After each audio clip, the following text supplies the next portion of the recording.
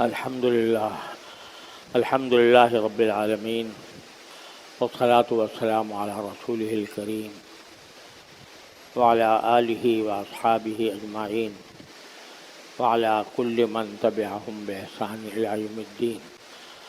اما بعد، محترم بزرگوں، دوستوں اور بھائیوں، السلام علیکم ورحمۃ اللہ وبرکاتہ. الحمدللہ ذوالقعدہ کا مہینہ شروع ہو گیا ہے، اور اس مہینے کو بھی دوسرے مہینوں پر دو قسم کے امتیاز حاصل ہیں. ایک تو یہ مہینہ اشہر حرم میں سے ہے، اور دوسرے یہ اشہر حج میں سے ہے. اشہر حرم کے معنی یہ ہیں کہ اللہ تعالیٰ نے قرآن کریم میں فرمایا ان عدت الشہور عند اللہ 12 شہرا یوم خلق السماوات والارض منها 4 حرم، کہ اللہ تعالیٰ نے جس دن آسمان و زمین پیدا فرمائے تھے اسی دن یہ طے کر دیا تھا کہ سال کے 12 مہینے ہوا کریں گے. کہ سال کے 12 مہینے ہونا یہ خود اللہ تبارک و تعالی نے مقرر فرما دیا تھا، اور اسی دن مقرر فرما دیا تھا جس دن کہ اللہ تبارک و تعالی نے آسمانوں اور زمین کی تخلیق فرمائی. اور ان 12 مہینوں میں سے 4 مہینوں کو فرمایا کہ 4 مہینے حرمت والے ہیں. منہا 4 حرم، 4 مہینے حرمت والے ہیں. وہ 4 مہینے جو حرمت والے ہیں وہ اس طرح ہیں، یعنی ایک تو رمضان کا مہینہ ہے، وہ تو اس کی اپنی الگ خصوصیات ہیں، لیکن رمضان کے علاوہ عید کے فوراً بعد آنے والے 3 متواتر مہینے ہیں. ذوالقعدہ، ذوالحجہ اور محرم 3 مہینے تھے، اور ایک مہینہ رجب کا. یہ 4 مہینے ہیں جن کو اللہ تبارک و تعالی نے اشہر حرم قرار دیا، حرمت والے مہینے. ان مہینوں کی ایک خصوصیت تو یہ تھی کہ رسول کریم سرور عالم صلی اللہ علیہ وسلم کی تشریف آوری سے پہلے حضرت ابراہیم علیہ السلام کی شریعت میں یہ حکم تھا کہ ان 4 مہینوں میں جنگ جائز نہیں ہے، لڑنا جائز نہیں ہے. چاہے وہ لڑائی جہاد ہو اور کافروں کے خلاف ہو تو وہ بھی ان مہینوں میں جائز نہیں تھی. اور جائز نہ ہونے کے معنی یہ ہے کہ مسلمان اس مہینے میں خود سے کسی کافر گروہ کے اوپر حملہ نہیں کریں گے. ہاں، وہ اگر حملہ کر دیں تو پھر دفاع کے اندر تو لڑائی کرنا جائز ہے، کہ دشمن کو تو حرمت کا کوئی پاس ہے نہیں، تو وہ اگر ان مہینوں میں ہم پر حملہ کر دے تو اس کے دفاع میں لڑنا تو جائز ہے، لیکن ہم اپنی طرف سے پیش قدمی کر کے کسی دشمن پر، کافر پر ہم حملہ نہیں کر سکتے ان 4 مہینوں کے اندر. یہ حکم چلا آتا تھا یہاں تک کہ ابراہیم علیہ السلام کی شریعت سے چلا آتا تھا. تو زمانہ جاہلیت میں جو کفار عرب تھے وہ بھی اس کا احترام کرتے تھے فی الجملہ. ان کے یہاں بہت لڑائیاں ہوتی رہتی تھی، قبائلی لڑائیاں، ایک قبیلہ دوسرے قبیلے سے لڑتا رہتا تھا، لیکن ساتھ ہی اس بات کا وہ سب پاس کرتے تھے کہ ان 4 مہینوں کے اندر ہم جنگ نہ کریں. اگرچہ اس کے لیے کچھ انہوں نے ہیلے بہانے تلاش کر لیے تھے، مہینوں کو آگے پیچھے کر لیتے تھے. مثلا لڑنا تو ان کی سرش میں داخل تھا. اب 3 مہینے مسلسل ان کی تلواریں نیام میں رہتی، کوئی لڑائی جھگڑا نہ ہو رہا ہوتا، تو 3 مہینے تک خاموش بیٹھنا اور لڑائی نہ کرنا یہ ان کے اوپر بہت شاق ہوتا تھا. لہذا جب 3 مہینے گزر گئے، ذوالقعدہ بھی، ذوالحجہ بھی، محرم بھی، اب محرم کا مہینہ آتا تو محرم بھی اشہر حرم میں داخل تھا. اب دل چاہ رہا تھا کہ لڑائی کریں. 3 مہینے خاموش بیٹھنا بڑا مشکل ہو رہا تھا. تو جب محرم کا مہینہ آتا کہتے بھائی اس مرتبہ محرم جو ہے وہ 1 مہینے بعد آئے گا، سفر پہلے آ جائے گا اور محرم بعد میں آ جائے گا. یہ حرکت کرتے تھے جس کو نسی کہتے ہیں. نسی قرآن کریم نے اس کی ممانعت فرمائی. بہرحال تو 4 مہینے ایسے تھے جس میں لڑائی کرنا حرام تھا. اب اس میں تو علماء کرام کا آگے اختلاف ہوا ہے کہ آیا یہ حرمت اب بھی باقی ہے یا منسوخ ہو گئی. بعض حضرات کا کہنا ہے کہ یہ حکم اب بھی باقی ہے اور ہم اس مہینے کے اندر کسی دوسرے پر اپنی طرف سے حملہ نہیں کر سکتے. لیکن ایک بڑی جماعت علماء کرام کی یہ کہتی ہے کہ یہ منسوخ ہو گیا، یعنی لڑائی کرنا یا جنگ کرنا ان مہینوں کے اندر جو حرام تھا وہ حرمت منسوخ ہو گئی اور اب ان مہینوں کے اندر جنگ کرنا جائز ہے. لیکن اس بات پر سب کا اتفاق ہے کہ یہ 4 مہینے جو حرمت والے مہینے قرار دیے گئے ہیں، ان میں اللہ تبارک و تعالیٰ کی طرف رجوع کر کے نفلی عبادتوں کا ثواب عام دنوں سے زیادہ ہے. اس میں کوئی اختلاف نہیں ہے. لہذا ذوالقعدہ، ذوالحجہ، محرم، ان تینوں مہینوں کے اندر نفلی عبادتوں کا ثواب عام دنوں سے زیادہ ہے. اور اس میں اہتمام کرنا چاہیے کہ جتنا زیادہ سے زیادہ اللہ تبارک و تعالیٰ کی طاعات میں اپنا وقت صرف کیا جا سکے وہ کرے. تو یہ مہینہ انہی مہینوں میں سے ہے کہ اس میں عبادات اور طاعات، نمازیں، روزے، صدقات، اللہ کے راستے میں پیسے خرچ کرنا، یہ سارے اعمال اس مہینے میں زیادہ ثواب رکھتے ہیں بنسبت دوسرے مہینوں. عجیب کچھ معاملہ یہ ہے کہ کچھ عرصے سے اب تو شاید وہ تصور زیادہ موجود نہیں رہا، لیکن سالہ سال تک مسلمانوں کے معاشرے میں یہ بات مشہور رہی کہ ذوالقعدہ کا مہینہ معاذ اللہ منحوس ہے،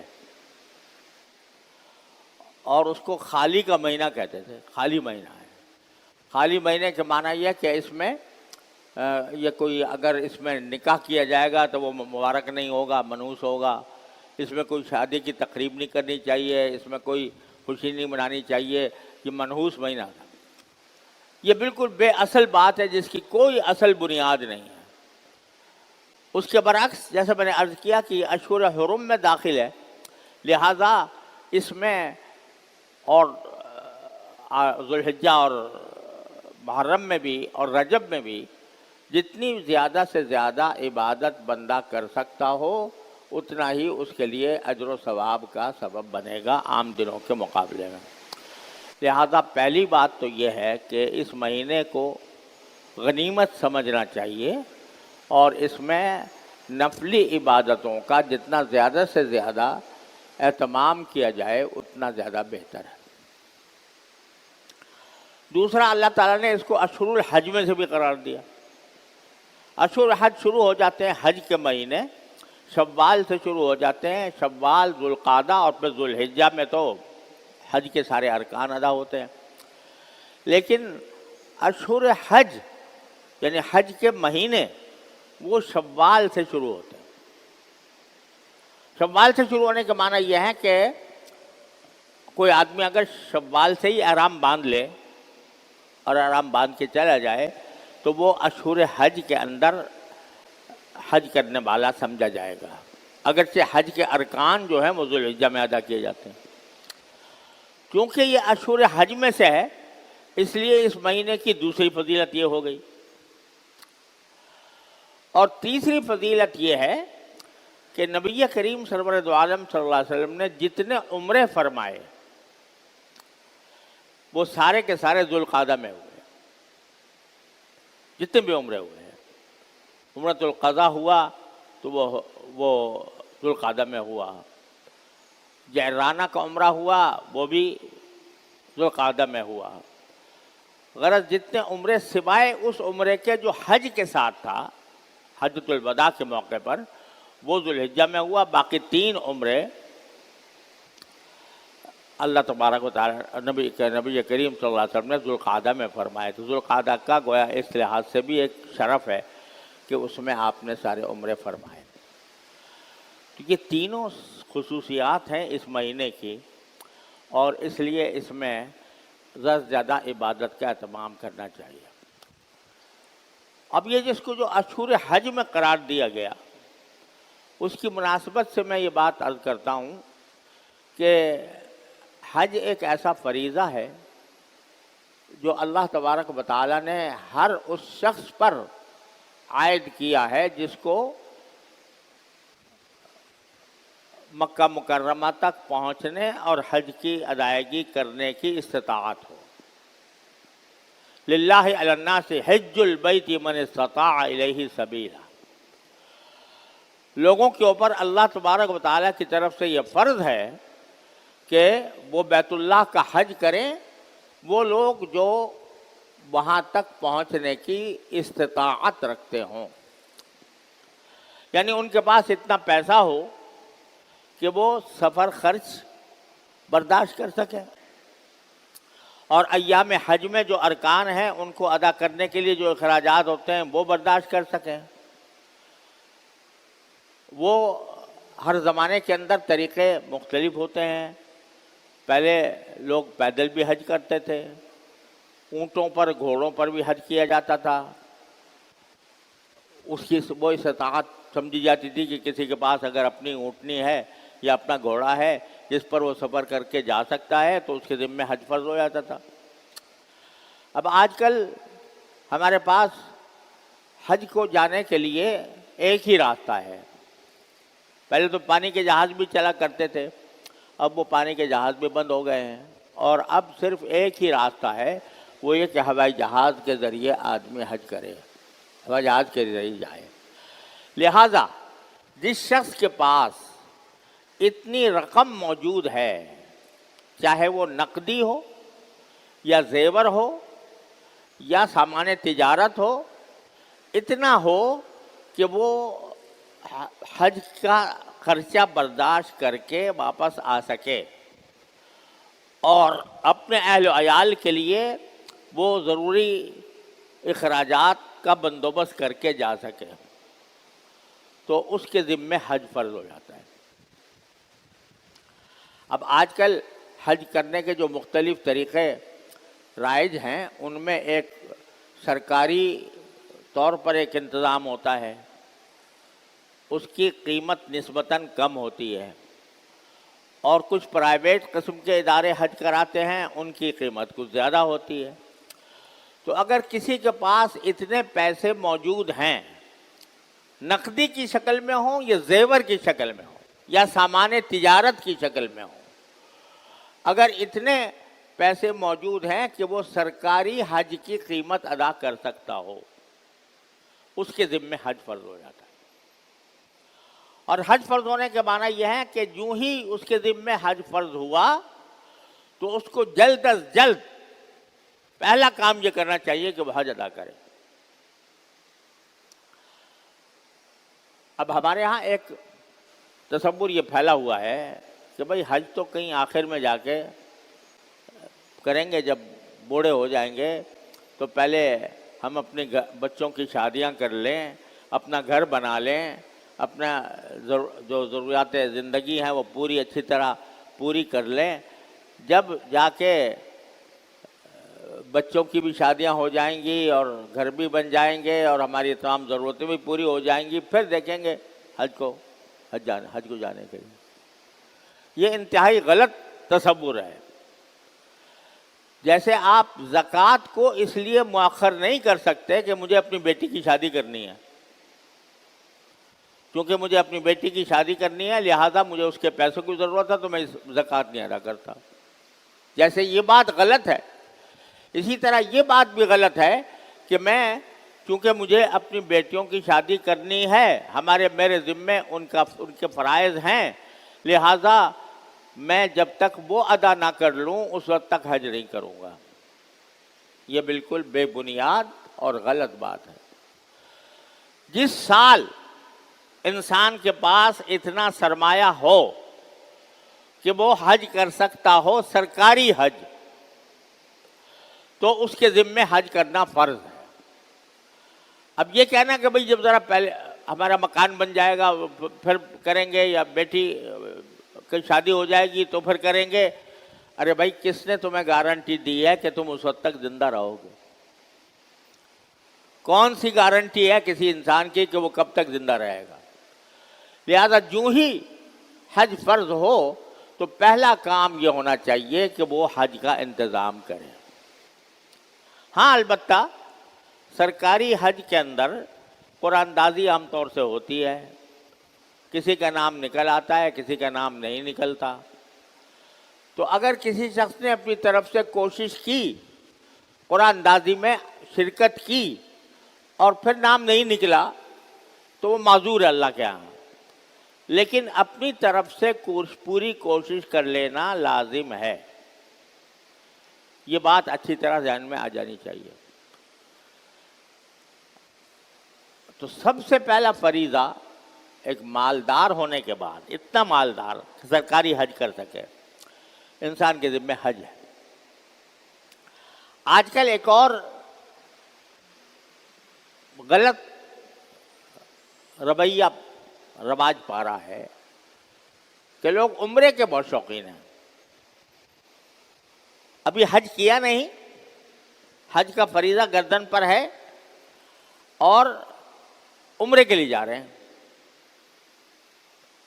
ارے بھائی عمرہ تو فرض نہیں ہے، واجب نہیں ہے، سنت ہے۔ زندگی میں ایک مرتبہ عمرہ کر لینا سنت ہے، واجب نہیں، فرض نہیں۔ زندگی میں ایک مرتبہ عمرہ کر لینا وہ بھی سنت ہے، فرض نہیں ہے، واجب نہیں۔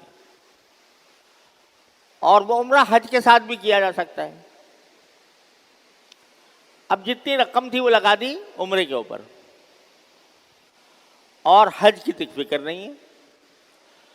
اس کے معنی یہ ہے کہ آپ سنتیں پڑھ رہے ہیں اور فرائض نہیں پڑھ رہے۔ اگر جمعہ کی 2 رکعتیں فرض ہیں وہ تو پڑھتے نہیں، اور گھر میں جا کے 4-6 رکعتیں نفلیں پڑھ لیتے ہیں۔ جیسے یہ گناہ ہے، ایسے ہی حج کو چھوڑ کر عمرہ کر لینا یہ اس شخص کے لیے جائز نہیں ہے جس کو عمرہ کرنے کے بعد جس کے پاس حج کرنے کی استطاعت نہ ہو۔ لہذا پہلا کام یہ ہے کہ حج ادا کرے، اور حج ادا کر کے پھر چاہے جتنے عمرے جو اللہ تعالیٰ توفیق دے کر لے، لیکن حج کو چھوڑ کر صرف عمرے پر اکتفا کرو۔ بعض لوگ یہ سوچتے ہیں کہ بھئی عمرے کو چلے جائیں گے تو ذرا ایک مرتبہ جا کر مقامات مقدسہ کی زیارت ہو جائے گی، کعبہ شریف کو دیکھ لیں گے اور ذرا آسانی ہو جائے گی، جب حج کو جائیں گے تو آسانی ہو جائے گی۔ اگر اس بات کا یقین ہو کہ عمرہ کرنے کے بعد میں حج بھی کر سکوں گا پھر تو کوئی حرج نہیں، لیکن اگر سارا روپیہ تو لگا دیا عمرے میں اور پھر حج کے پاس کے لیے پیسے باقی نہ رہے تو یہ ناجائز ہے، یہ جائز نہیں ہے۔ پہلا فریضہ حج کا ہے جو ادا کرنا ضروری ہے۔ آخری بات میں یہ عرض کرتا ہوں کہ ویسے تو ہر مسلمان کے دل میں خواہش ہوتی ہے، جذبہ ہوتا ہے کہ ہم بھی حج کریں، ہم بھی بیت اللہ کی زیارت کریں، روضہ اقدس کی زیارت کریں، مکہ مکرمہ مدینہ طیبہ حرمین شریفین کی حاضری کا موقع ملے، لیکن چونکہ استطاعت نہیں ہوتی لہذا محدود رہ جاتے ہیں اور محرومی پر افسوس بھی کرتے رہتے ہیں۔ لیکن اگر آدمی کے دل میں واقعی شوق ہو، واقعی جذبہ ہو، تو وہ اتنا تو کر سکتا ہے کہ اپنی جو کچھ بھی آمدنی ہے اس میں سے تھوڑا سا حصہ اس کام کے لیے الگ کر لیا کرے کہ بھئی جب بھی موقع ہوگا تو میں اس سے حج کروں گا۔ تو اللہ تبارک و تعالیٰ پھر ایسے بندے کو حج کرا ہی دیتے۔ مجھے خود اپنی ہمشیرہ کا واقعہ یاد ہے۔ میری ہمشیرہ تھیں، ان کے معاشی حالات اچھے نہیں تھے، تو انہوں نے والد صاحب سے ایک مرتبہ عرض کیا کہ حضرت مجھے حج کرنے کا بڑا شوق ہے، تو کوئی آپ دعا کیجیے اللہ تعالیٰ مجھے حج کی توفیق عطا فرما دے۔ حضرت والد صاحب نے فرمایا کہ تمہیں شوق نہیں ہے۔ انہوں نے کہا جی مجھے تو بہت شوق ہے۔ کہا شوق نہیں ہے، اگر شوق ہوتا تو کچھ پیسے جمع کرتی، اس کے لیے کچھ پیسے جمع کر کے رکھے ہوتے۔ انہوں نے کہا جی میری آمدنی اتنی ہے کہ اس میں سے کچھ بچانا مشکل۔ حضرت والد صاحب نے فرمایا کہ تھوڑا کہ چلو جتنی بھی آمدنی ہے اس میں سے تم اس زمانے میں آنے ہوا کرتے تھے، 8 آنے رکھ دیا کرو، مہینے میں 8 آنے اس کام کے لیے رکھ دیے کہ میں اس سے حج کرنے کی پیسے جمع کروں گی۔ انہوں نے پلے باندھ لی بات۔ اتفاق سے ان کا انتقال ہوا، 37 سال کی عمر میں، 34 سال کی عمر میں انتقال ہو گیا تھا۔ جب ان کا گھر کا سامان دیکھا گیا تو اس میں ایک تھیلی نکلی، اس تھیلی کے اوپر لکھا ہوا تھا پیسے برائے حج، حج کے لیے یہ پیسے جمع کر رہی تھی۔ کھولا تو اس میں صرف 65 روپے تھے، یعنی وہ 65 روپے جمع کر پائی تھی حج کرنے کے لیے۔ حضرت والد صاحب تعالیٰ کے سامنے آیا، حضرت والد صاحب کی حیات میں ان کا انتقال ہوا تھا، تو حضرت والد صاحب کی آنکھوں سے آنسو جاری ہو گئے اور فرمایا کہ یہ میں نے کہا تھا اس سے، اور اس اللہ کی بندی نے یہ اپنا پیٹ کاٹ کر یہ پیسے جمع کیے۔ تو حضرت والد صاحب نے فرمایا میں انشاءاللہ اس 65 روپے سے ہی اس کا حج کراؤں گا۔ چنانچہ حضرت والد صاحب رحمۃ اللہ علیہ نے مکہ مکرمہ میں ایک صاحب کو نامزد کیا، ان کو یہ پیسے بھیجے کہ بھئی تم ان کی طرف سے حج بدل کر لے۔ انہوں نے حج بدل کیا۔ اتفاق سے اس سال حضرت والد صاحب خود موجود تھے حج کے سفر میں، تو فرماتے ہیں کہ میں نے عرفات کے میدان میں وقوف کر رہا تھا، اس میں اچانک میرے سامنے منظر نظر آیا کہ جو عرفات کا جو پہاڑ ہے نا،